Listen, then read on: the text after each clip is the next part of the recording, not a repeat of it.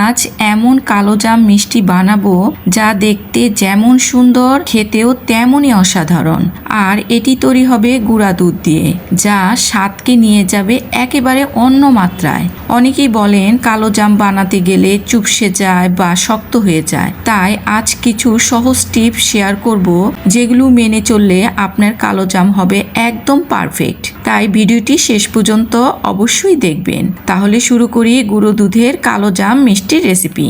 এখানে আমি 1.5 cup full cream গুঁড়া দুধ নিয়েছি। এর মধ্যে আমি 1/3 কাপ ময়দা দিয়ে দিলাম। এই ময়দাটাকে আমি একটু ছেঁকে নেব। আর এখানে আমি 1 চা চামচ বেকিং পাউডার দিয়ে দিলাম, দিয়ে এগুলোকে চেলে নেব। এরপর এখানে আমি 1/2 চা চামচ এলাচি পাউডার দিয়ে দিলাম, দিয়ে এগুলোকে হ্যান্ড বিটার দিয়ে ভালো করে মিশিয়ে নিব। এখানে আমি 1 চা চামচ ঘি দিয়ে দিলাম। ঘি দিয়ে এভাবে হাত দিয়ে ডলে ডলে ভালো করে ঘিটার সঙ্গে মিশিয়ে নিব। বেশ কিছুক্ষণ সময় আমি এটাকে ভালো করে মিশিয়ে নিয়েছি।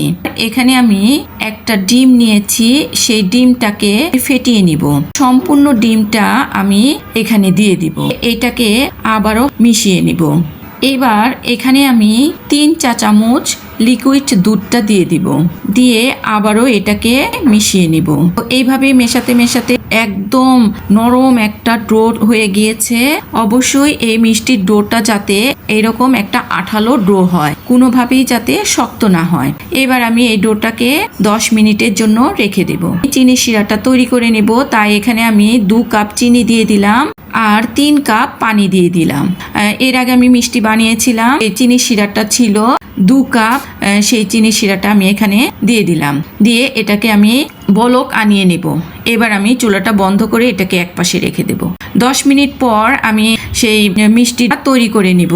প্রথমে আমি এখান থেকে কিছুটা নিয়ে 2 হাত দিয়ে গোল করে তারপরে এভাবে লম্বা শেপ করে নিব। এইভাবে আমি সবগুলো বানিয়ে নিয়েছি। এখানে আমি 12টা বানিয়ে নিয়েছি। এইবার আমি একটি প্যানে পরিমাণ মতো তেল দিয়ে দিলাম। তেলটা যখন হালকা কুসুম গরম থাকবে তখন এখানে আমি সেই যে মিষ্টি বানিয়ে রেখেছিলাম সেগুলো এখানে দিয়ে দিলাম। চুলার আঁচটা একদম কমিয়ে এগুলোকে ভেজে নেব। বেশ কিছুক্ষণ সময় এগুলোকে আমি ভেজে নিয়েছি। আর এইভাবে চামচ দিয়ে বারবার নেড়ে চেড়ে দিচ্ছি যাতে করে সম্পূর্ণটার মধ্যে সুন্দর কালার চলে আসে। তো এগুলোকে আমি 15 থেকে 16 মিনিট ভেজে নিয়েছি। সুন্দর একটা কালার চলে আসছে। এবার আমি এখান থেকে তুলে সেই যে চিনি শিরাটা রেখেছিলাম সেই চিনি শিরার মধ্যে দিয়ে দিলাম। এবার আমি ঢাকনা দিয়ে ঢেকে 10 মিনিটের জন্য চুলার আঁচটা হাই হিটে করে এটাকে জাল দিব। 10 মিনিট পর চুলাটা বন্ধ করে দিয়েছি। আমি আর ঢাকনাটা খুলবো না। তো সারা রাত আমি এই মিষ্টিগুলোকে শিরার মধ্যে রেখে দিব। পরের দিন সকালে আমি নিয়ে এসেছি, ঢাকনাটা খুলে দেখিয়ে দিচ্ছি। মিষ্টিগুলো একদম শিরার মধ্যে ডুবে আছে। একটি স্ট্যান্ডের মধ্যে এই মিষ্টিগুলোকে তুলে নিচ্ছি যাতে করে সবগুলো শিরা ঝরে যায়। এবার আমি এই মিষ্টিগুলোকে সাজিয়ে নিচ্ছি। এরপর এখানে আমি কিছু মাওয়া দিয়ে দিচ্ছি। দেখুন, মাওয়া দেওয়ার পর মিষ্টিগুলো দেখতে কতটা সুন্দর লাগছে আর কতটা লোভনীয় লাগছে, দেখেই খেতে ইচ্ছে করছে।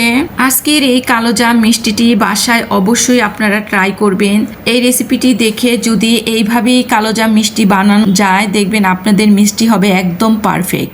আর এই মিষ্টিটা খেতে এত মজা যে দোকানের মিষ্টিকে হার মানিয়ে দেবে। এই ছিল গুঁড়ো দুধের কালোজাম মিষ্টি। আশা করি আজকের নরম রসালো আর সুস্বাদু কালোজাম মিষ্টি রেসিপিটি আপনাদের মন জয় করেছে।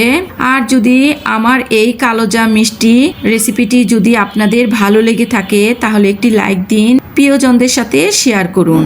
আর নতুন নতুন রেসিপি পেতে আমার চ্যানেলটিকে সাবস্ক্রাইব করে রাখুন।